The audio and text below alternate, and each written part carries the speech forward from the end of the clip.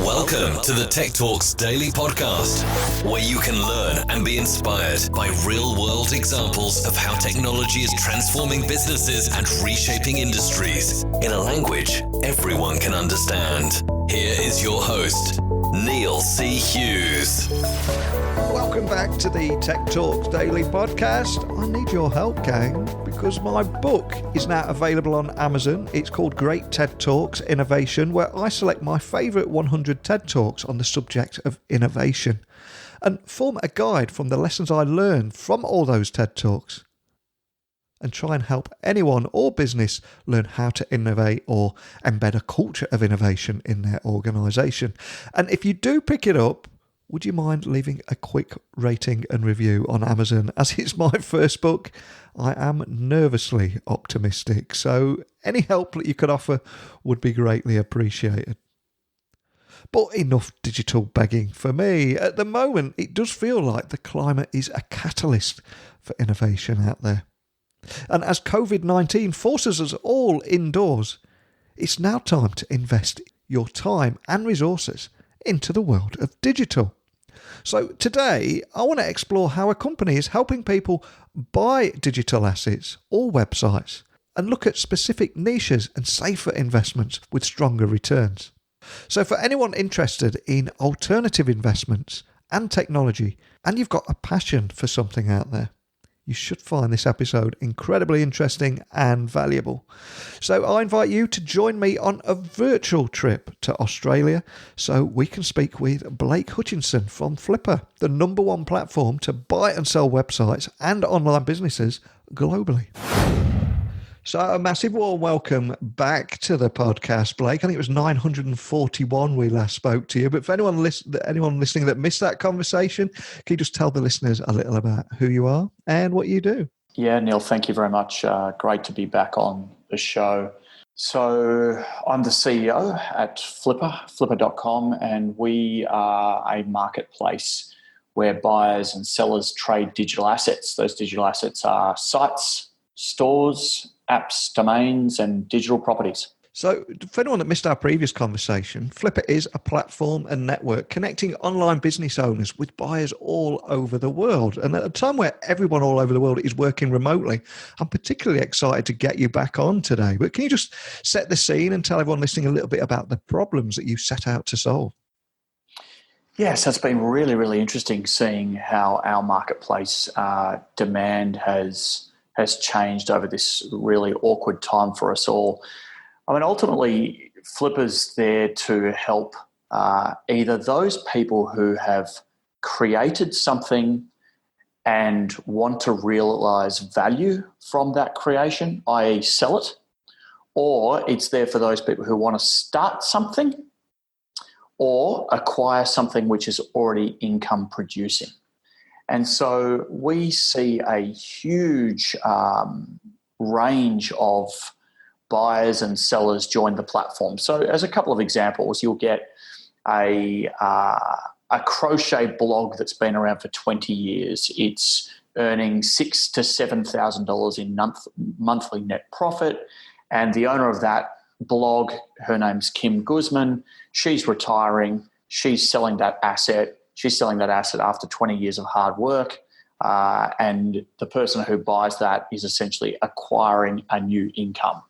Or you can have a buyer who is looking to start a little bit smaller than that. Maybe they've got $500 or a couple of thousand dollars, and they're testing the digital ecosystem for the very first time. So they're relatively new to the environment, but they want to get started.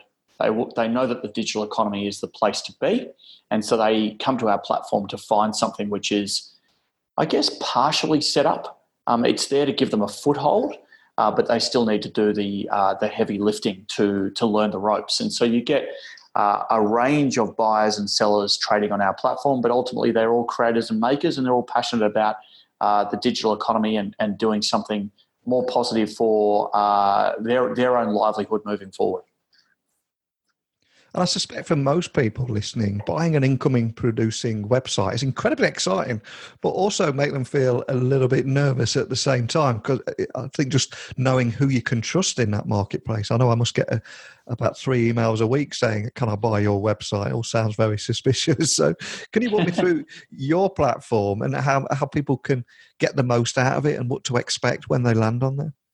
Yeah, absolutely. I mean, the first thing I should point out is that there are lots of assets for sale. And so people do really need to have a good sense of what they're looking for and not jump in too quickly. And then when they are ready to jump in, don't do so in a way that is beyond your means. Now, I know that sounds obvious, but people often do spend more than we would recommend when it's their first rodeo. And so it's important that people take a very good look at what assets are available to them and then make the right decision. So, I mean, first and foremost, it's about placing safe bets. So don't spend more than you feel comfortable spending. I think the second biggest point would be have a look at something where you can add value. So think about your own subject matter expertise. Are you a good salesperson? Are you a fantastic marketer? Are you really good with the written word? Are you a photographer, in which case you can improve the images on the website? So look at your subject matter expertise and where you can add value. And that's a really important thing. And then, of course, do something, look at the assets where you can imagine yourself working on it for some time. So you've got to be interested in it. So is it the travel industry? Is it in the health and wellness industry? Is it a food blog, in which case maybe you're passionate about recipes and home cooking? And so your question about seeing these assets and knowing what is right and wrong, it does come down to window shopping. So we encourage people to look at lots of assets and then look at the sources of data, which are essentially the source of truth. So, for example, on the Flippa marketplace, and of course there's lots of places where you can buy income-producing assets, but on the Flippa marketplace, we verify traffic by way of an integration to Google Analytics. And so you can look at whether something is generating traffic organically, whether it's coming through social, whether it's paid traffic, or whether maybe it's got a good brand and people are coming to the site directly by way of brand search. And so it's very much a matter of interrogating the detail and becoming comfortable with the information presented by the seller, and then thinking about where you can add value and how you're going to fit in. And assuming somebody's found something like that, it's in their particular area of expertise, everything looks great, they're thinking about buying it. Are there anything to look out for, or anything that they should be avoiding as well that might set off a few alarm bells before making that final purchase? Yeah, absolutely. I mean, one of the things we often talk about is if it's too good to be true, then it often isn't the right thing. Yeah. So, there's examples where you'll see assets that are selling for less than their annualized net profit. And so an example of that might be a 9-month-old e-commerce business that is quite rightly having success and reporting, let's say, for argument's sake, $10,000 monthly net profit. So for that 9 months, they've averaged $9,000 monthly net profit, therefore call it $90,000 for the 9-month period. Now, they might be selling for less than that. And that's a red flag. And they would be doing that because what they've actually got is a means to set up the site quickly. Maybe they've got a team of developers who are spinning up these sites, and maybe they've got an existing community from which they can market to. And therefore, they've been able to drive efficiency in the site's performance that you would unlikely be able to do through your own means. And so what you don't want to be doing is buying something that, as I've said, looks too good to be true, but something which is actually priced lower than its own performance, because that's quite frankly a red flag, and we see people get tripped up in that context. So that would be one thing. The other thing to look out for is where something looks to be declining and there's not a very good and valid reason presented as such. And so, the best businesses to buy are those businesses which are flat or slightly increasing. A hockey stick type growth curve is great in startup land, less so good in for the purpose of acquiring an income-producing website or a side hustle. And so what you're really looking for is sites which are flat or slightly increasing. If it's declining, you want to ask the question as to why. And so, for example, there is huge amounts of popularity right now for Amazon Associates websites are really popular right now. So what that is it's a content website which is using Amazon's affiliate program. So you might write about organic dog food, and you might link to the dog food section of Amazon.com, and Amazon will pay you out where a customer clicks, is referred from your website to theirs, and ultimately converts. They'll pay you out for that. Now, Amazon announced, I think it was a week or so ago now, that they were slashing commissions on affiliate, on certain categories of their affiliate program.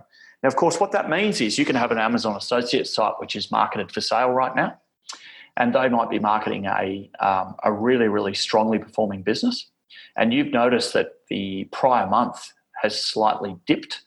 Well, that business may be performing just as well, but from a conversion standpoint, performing just as well.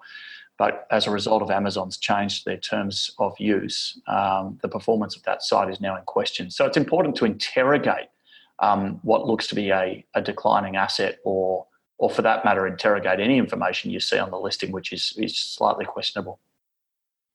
And as we're talking today, we're 10,000 miles apart, and yet we're both completely locked down. So I'm kind of curious, is demand for website acquisitions going up right now? So this is really, really interesting, Neil. There's a couple of things. We're hearing a lot about e-commerce spiking. So more people are buying things. Is that because they can't go to the shops and do the same thing? Is it because they're bored and they just want to go and acquire something? I don't know what the answer to that is, but the anecdotal feedback we have from a lot of our sellers is that they are seeing very, very strong demand for their e-commerce and online presence. So that's really positive to see.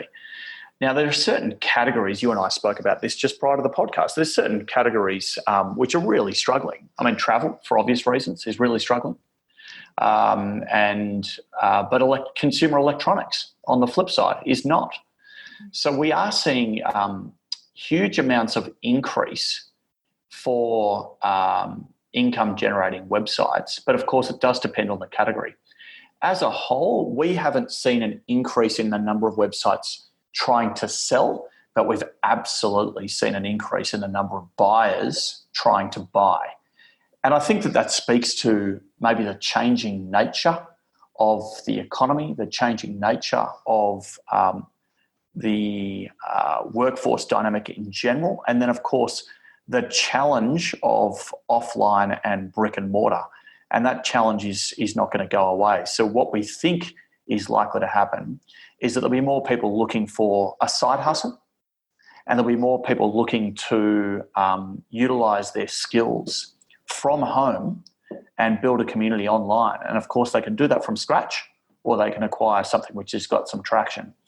And that probably depends on the type of individual. But overall, there's a lot of demand right now for income-producing assets. Do you have any other insights to share on particularly investing in your future in this uncertain time that we find ourselves in at the moment? Yeah, so, I mean, I've even done so myself, I must admit. I think that it's incumbent upon everyone right now to think about how they can insure themselves for the future. And so we talk about this concept of owning your future. And to own your future means to take control of your future. And to take control of your future means that you probably need to think about diversifying your income. And so we all hope that everyone can get back to work and do exactly what it was that they were doing, and do that just as well as they were doing, and hopefully all go back to the security of their jobs before. But let's face it, it's really challenging out there right now, and that challenge is unlikely to go away for some time. So if people do have the wherewithal and they're willing to invest a little bit, there's a lot to be said for spending some money and placing a bet on your own capabilities and your ability to generate income. And we think that obviously digital's a more protected asset type and asset class. But amazingly, still very few people, think about all of your friends and all of your family. How many of those people own websites? How many of those people have income-producing blogs, e-commerce stores? How many of those people are running YouTube channels and appealing to a community?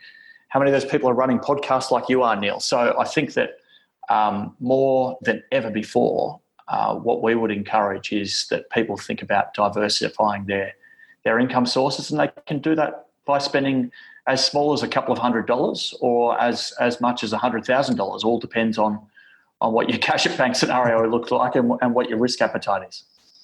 So for anyone listening anywhere in the world at the moment that's thinking, I completely get this, but they don't know, they've never actually run a website, got any digital experience around things like affiliates, advertising and analytics, what would you advise other than don't go in and buy the $100,000 website? What kind of advice would you offer to those people listening?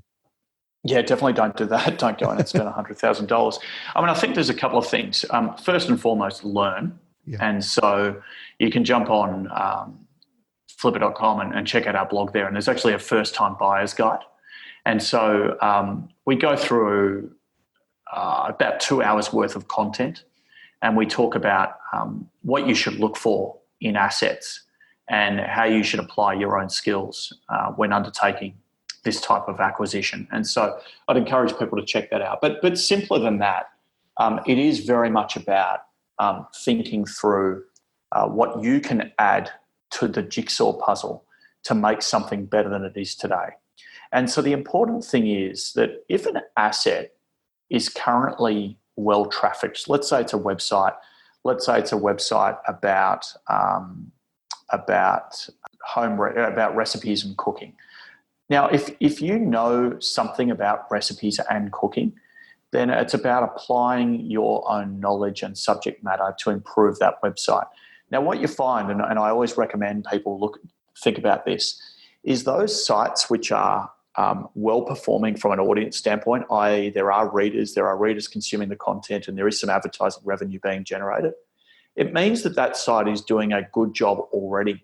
Now, if that site, when you look at it, is poorly designed, do you have the ability to either redesign it yourself or contract a designer who can help you redesign it? If you have the ability to improve the way content is written or the content is written, then think about applying that level of subject matter expertise. So it really is about, this is the key thing, right? You can learn how to analyze a site's performance. There are plenty of courses out there which will tell you how to analyze a site's performance, and that is understanding whether it's generating traffic organically and whether it's ranking for certain keywords. So that's all learnable. What this comes down to is a bit of passion and a bit of desire. And so we've seen multiple first-time buyers spend between $500 and $5,000 and come out the other side and be returning between 30 to 40 times what they paid for that asset in just a couple of years' time. And that's very significant. That's a really significant return, and it's something you're probably not going to get from other asset classes. Wow, that's phenomenal.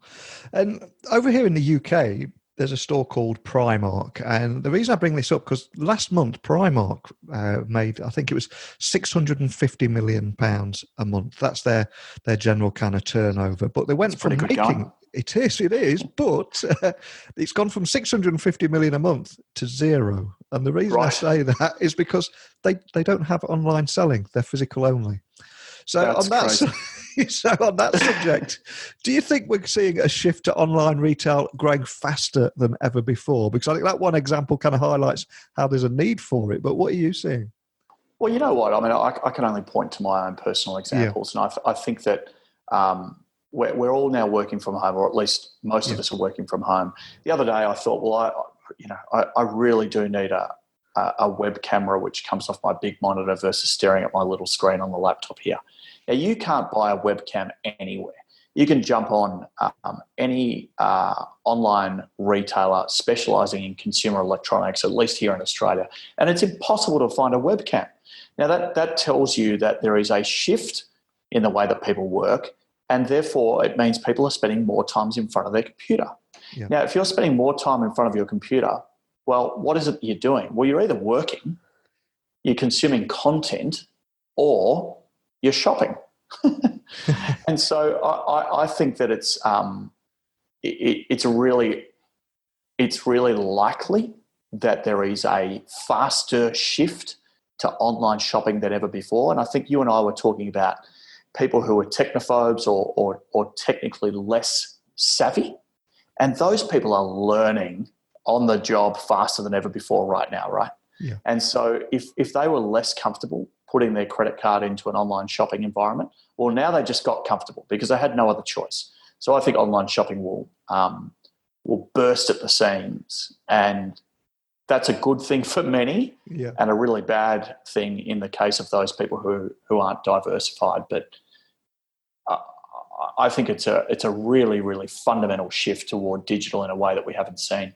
And it's amazing because digital's been fast growth for some time, hasn't it? Yeah, it really is. And back to web acquisitions just for a moment. It's a big question, this is, so I apologise for making you answer it. But do you think this is a time to be brave or sit back and wait and see? Well, I think it just depends on what you're buying. Yeah. So if you're entering the share market for the first time, then it's highly unlikely that you're as good at picking stocks as those people who are professionals. And I think that's a really important thing, right? Because people say, well, fortune favours the brave and what a great time to be buying stocks. Well, it's only a great time to be buying stocks if you actually know what you're doing. Yeah. The buy-in and the potential return for an amateur is still relatively limited, and it is still a high-risk proposition, in my opinion. But I think the difference is with buying a digital asset is that often you can buy in significantly lower than other asset classes. So you can actually get a foot in the door or dip your toe in to the water, so to speak, and buy something for a relatively low amount of upfront expense. The other thing is that you do get to assess the existing traction. And so you would only ever be buying something if the traction warranted the purchase price. So take, for example, let's say a site is making $500 a month, and let's say you buy that site for $15,000. So what you've paid is you've paid 2.5 times net profit. And on that basis, if it continues to earn $500 a month, your annual return on that would be 40%. Okay? Now that means that digital assets remain an undervalued asset class. We're still really early into this space, and you can find yourself owning your own piece of digital real estate and do that at a very, very low buy-in. And that's why I think that this is about to boom, and that's why I think we've seen very, very significant growth in our number of registered users and number of registered buyers over the last 30 days. And sorry to ask a bit of a noob question here, but if you buy a site and it's making that kind of money through affiliates and advertising, etc., would the person that buy it have to go in and manually change each and every one of those links and everything? What kind of maintenance would be involved to make it their own once they bought something like that? Kind of depends on the site. Yeah. So let's say you acquire an Amazon FBA business. So what that is fulfilled by Amazon, which is essentially an e-commerce business where Amazon is powering the logistics framework, and you also get the benefit of being findable and searchable within Amazon Marketplace. We don't really need to do anything. If the stock is already selling, once you've transferred the assets to a new Amazon account, then you get to acquire the ratings and the reviews that come with those assets, and the assets will continue to sell. Now, of course, what you do need to understand is what the competitive environment looks like. If it's a very, very fast growth industry and all of a sudden you're going to be faced with another 10 to 50 competitors all operating within the same environment as you, well, yes, you are going to have to go and optimize the website. It really does depend. I mean, if you've got a site which is got 50 to 100 contributors already writing for it, and those contributors are doing so, and that's all baked into the cost base and you know exactly what you're acquiring, well, as long as you continue to manage those contributors and they continue to do what they were doing before, then you just continue, the site just continues on as it was. But the best bet is where you can add a little bit of value. Yeah. There's no such thing as passive income. Sure. I think we should remind people of that. People say, oh, look, I've got $10,000 to spend. I'm really looking for something which is only going to, maybe we'll spend 2.5 to 5 hours a week on it. And, I just want it to continue to earn what it's earning. Well, that's a bit of a pipe dream. I don't want to let people down, but if you're spending, $5,000 to $15,000 on something, well, in reality, you'd be a bit silly not to try to improve on that asset, and that just means a bit of time. Excellent advice. And to end on a positive note, because I think we're all surrounded by enough doom and gloom out there. Aren't we? Can you tell me a little bit more about why you think the passion economy is actually going to thrive and how people are actually going to be building these micro communities out there online? Yeah, so this is a really, really interesting trend, and it's going to continue. So we talked about Crochet Kim, and I said it was a 20-year-old blog that a woman by the name of Kim Guzman had sold on the Flippa platform. She did so for $90,000 and it sold within 48 hours. Now let's talk about what was important and interesting about Crochet Kim, because that's really at the heart of the passion economy. Crochet Kim is a blog about crochet. Yeah. And Crochet Kim had built a following of other people who are interested in crochet. So the passion economy is quite simply where people find ways to make money from a community who is equally as passionate about something as they are. And given where we are as economies all over the world, and given the way we are thinking about the future of work and the way that people can make money, there will be a whole range of people who now set up on platforms and make money from small communities of people just as passionate as they are. So as an example, and I'm taking this from an article that is on the Andreessen Horowitz blog, the top earning writer on the paid newsletter platform Substack, which is where you can set up your own newsletter about something you're passionate about, makes $500,000 a year from reader subscriptions. Wow. So what they're doing, and I don't know who that person is, but let's say that they are a yoga teacher, and I'm making this up. They've now got a paid newsletter where people who are interested in yoga can probably receive stretching tips or something like that. And they pay a small fee to receive that newsletter. Maybe it comes in daily or weekly with those tips. In addition to that, there's a content creator platform called Podia. And what it enables you to do is create video courses. And so anyone can create a video course. If you think you can teach people how to do something and use video as the means to do so, you can set up on Podia. Now, the top content creator on Podia is making $100,000 a month. Wow. That's a lot of money. Yeah.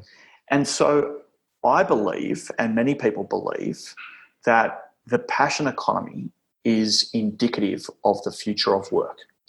And this is going to evolve very, very quickly now with the challenges of COVID-19 and the challenges we may have with job security moving forward. People will find ways to narrow in on something they are passionate about, and they will then build small communities who are willing to pay them for their expertise and knowledge and passion. And so I would encourage all your listeners, and certainly I've been thinking about this myself, what is it that you're passionate about? Think about all of the platforms that are out there that enable you to expose that passion to the masses or a small few. think about whether people would pay you for that. And then I think we've got a whole new breed of entrepreneurs making money from communities who are just as passionate as they are about what they're doing. I think that's a beautiful moment to end on. But before I do let you go, could I just ask that you remind everyone listening of where they can find you online and also contact your team if they are left with any questions? Because I would imagine we've lit a spark in a few people at the moment. I'll be thinking about how they can move forward. So what's the best way they can do that? Yeah, thank you, Neil. Really appreciate the time to be on the show. So first of all, check out flippa.com. You'll see a whole range of assets there which are available for people to browse and potentially purchase. I'm available. People can reach me on LinkedIn. It's Blake Hutchison, Hutchison. Or, of course, if anyone's got any questions they'd like to ask of me or Flippa directly, you can get me at ceo@flippamarketplace.com, ceo@flippamarketplace.com. Excellent. Well, having spoken to you last time, it's amazed me how quickly the world has changed. I think last time we spoke about enabling small businesses with the ability, wherever they are in the world, to exit successfully and sell their website. But right here and now, we're talking about how anybody can diversify and explore how they can use their passion and invest in a digital asset to create a better life and at least protect themselves in these uncertain times a little bit. So it's been a fascinating conversation. I'd love to get you back on again on the other side of this global pandemic. But more than anything, just a big thank you, Blake, for joining me again today. Thank you very much, Neil. I think at a time where many people are thinking, my job is not looking so safe, and seeing interest rates on their savings drop considerably, I think many are going to be looking at investing in their future in an uncertain time. And maybe digital assets appeal to you. But as Blake said, remember, sitting back and enjoying passive income is just not going to happen, because you need to invest your time and your passion into a project or a website to bring it to life. But finding your passion and putting the hours in, that is why the passion economy is thriving at the moment, and why there is an increasing demand for website acquisitions. And if I look back, maybe that's why I left my IT job behind 3 years ago to sit in this room all on my own talking to you all over the world. But I'd love to know more about your story, how you're building micro communities, how you're leveraging technology. But I want you to inspire people listening to this podcast too.